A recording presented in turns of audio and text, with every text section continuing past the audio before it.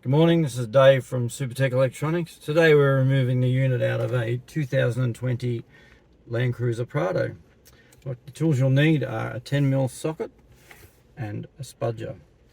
First thing we're going to do is pull this air conditioning section out by levering under here, and this is where I removed, but you lever under the sides, then it unclips and pulls out like that. You can leave that hanging there if you want.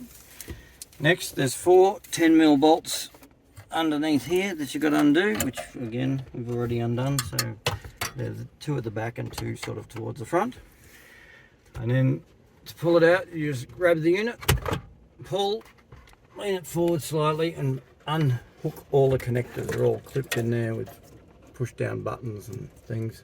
Push the button down, pull it out. There's quite a few of them, and then you just pull it out. That's ready to go, be packed up and sent off for Supertech Electronics for repair.